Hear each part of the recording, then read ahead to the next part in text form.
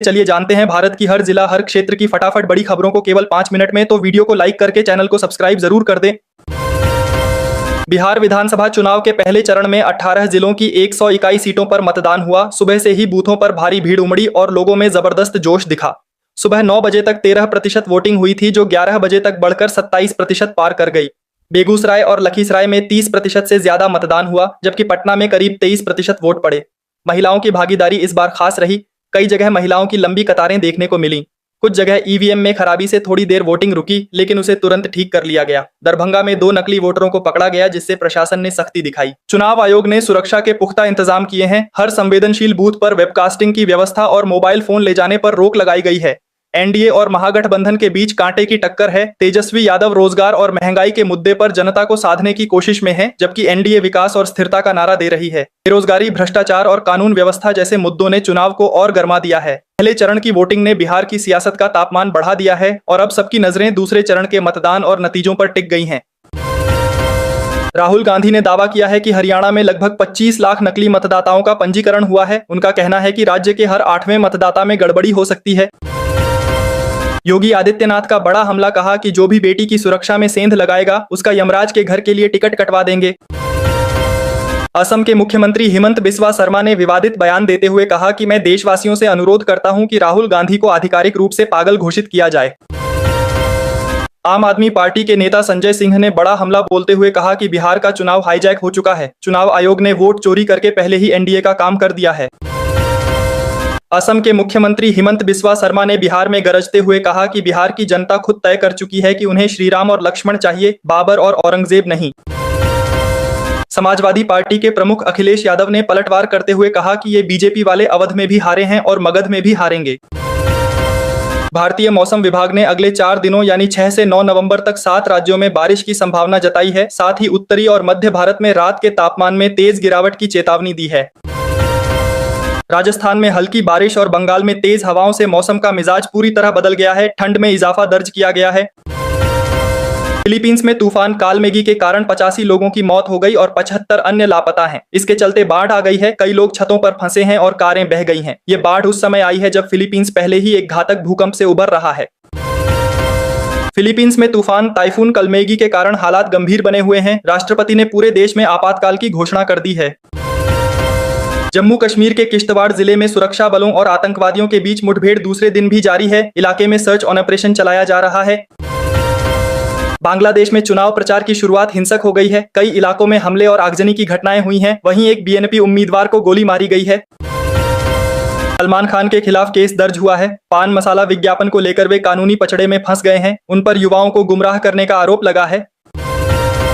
असम के मुख्यमंत्री हिमंत बिस्वा शर्मा ने विवादित बयान दिया कि बिहार ही नहीं पूरे देश में मदरसे बंद होने चाहिए। उन्होंने कहा कि हमारे देश को मूल्यों की जरूरत नहीं है। योगी आदित्यनाथ सरकार ने बड़ा फैसला लिया है। अब निर्माण श्रमिकों की बेटियों के विवाह पर 85,000 रुपए तक की आर्थिक सहायता दी जाएगी। झारखंड में लगातार गिर रहा पारा, रांची में सर्द हवाओं ने ठिठुरन बढ़ा दी है। न्यूनतम तापमान 14.9 डिग्री सेल्सियस पर पहुंच गया है। मुख्यमंत्री योगी आदित्यनाथ ने मुख्तार जैसे माफियाओं से खाली कराई गई भूमि पर बने 72 फ्लैट गरीबों को आवंटित किए और कहा कि उस समय के सत्ताधारी इनके सामने घुटने टेक चुके थे। सासाराम में योगी आदित्यनाथ ने कहा कि बिहार चुनाव में एनडीए के पांडव इंडिया ब्लॉक के रामद्रोहियों को हराएंगे। केंद्रीय मंत्री चिराग पासवान ने बड़ा हमला बोलते हुए कहा कि देश में राहुल गांधी अराजकता फैलाने की बातें कर रहे हैं। कांग्रेस प्रवक्ता सुप्रिया श्रीनेत ने कहा कि हरियाणा की सरकार और मुख्यमंत्री चोरी के हैं। यह एक अवैध सरकार है। कांग्रेस नेता राहुल गांधी ने कहा कि मैं देश के युवाओं से कहना चाहता हूं कि यह देश आपका है। यह न चुनाव आयोग का है, न नरेंद्र मोदी का है। राहुल गांधी ने विस्फोटक खुलासा करते हुए कहा कि वोट चोरी से हरियाणा में कांग्रेस की सरकार छीनी गई है और इसका ब्लैक एंड व्हाइट सबूत उनके पास मौजूद है। समाजवादी पार्टी प्रमुख अखिलेश यादव ने कहा कि बिहार की जनता बदलाव, नौकरी और नई उम्र के तेजस्वी को आगे बढ़ाने के लिए वोट डाले। आम आदमी पार्टी नेता संजय सिंह ने बीजेपी पर जमकर हमला करते हुए कहा कि बिहार में 1 रुपये में अडानी को 1050 एकड़ जमीन और 10 लाख पेड़ दिए गए और बिहार के नौजवान को सिर्फ रील से रोजगार। पश्चिम बंगाल में वोट चोरी के खिलाफ मुख्यमंत्री ममता बनर्जी के साथ लोग सड़कों पर उतर आए। नेपाल में 9 वाम दलों ने विलय कर लिया है। आम चुनाव से पहले उठाए गए इस बड़े कदम के बाद नई पार्टी का नाम और झंडा तय किया गया है। राहुल गांधी ने राई में बोगस वोटिंग का आरोप लगाया, जिससे क्षेत्र में हलचल मच गई। जांच के दौरान 14 मतदाताओं ने खुद को असली बताया, जिससे राहुल गांधी के आरोपों पर संदेह पैदा हो गया है। इन मतदाताओं के अनुसार उन्होंने ही वोट डाला था। अब इस मामले की सच्चाई पर संशय बना हुआ है। झारखंड में अगले 5 दिन तक आसमान साफ रहेगा। दिन में धूप खिली रहेगी, जबकि रातें ठंडी होंगी। तापमान 2 से 3 डिग्री तक गिर सकता है। तेजस्वी यादव ने ऐलान किया कि महिलाओं को 30,000 रुपये दिए जाएंगे। कहा, इस बार सरकार पलट जाएगी। 2020 में महागठबंधन एनडीए से सिर्फ 0.03% पीछे था और 9 राज्यों में पहले ही खेला हो चुका है।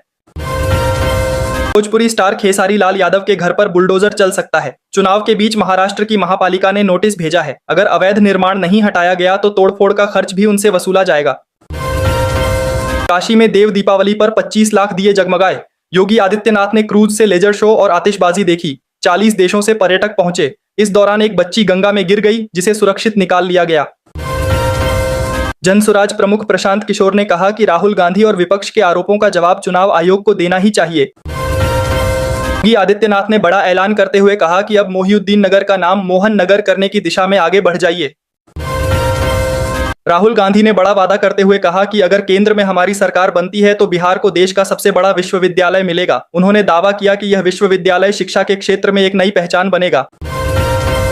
भारतीय स्टेट बैंक के कार्यक्रम में वित्त मंत्री ने कहा कि डायरेक्ट बेनिफिट ट्रांसफर यानी डीबीटी के जरिए सरकार ने अब तक करीब 4 लाख करोड़ रुपए की बचत की है, जिससे जनता के पैसे का सीधा फायदा लोगों तक पहुंचा है। राजधानी दिल्ली की हवा लगातार जहरीली बनी हुई है। कांग्रेस सांसद शशि थरूर ने कहा कि इस वायु प्रदूषण की वजह से दिल्ली वासियों के फेफड़े पर दबाव बढ़ रहा है। उन्होंने तंज कसते हुए कहा कि नवंबर का महीना आते ही इंसानों के फेफड़े अब प्रदर्शन करने की स्थिति में पहुंच गए हैं।